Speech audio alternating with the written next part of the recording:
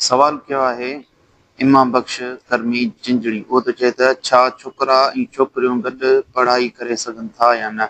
बिस्मिल्लाहिर रहमानिर रहीम। छोकरनि ऐं छोकिरियुनि जी गॾु मखलूत यानी मिलियल जुलियल तालीम नाजाइज़ ऐं हराम आहे ऐं इन जे नाजाइज़ हुजण जा केतिरा ई सबब आहिनि।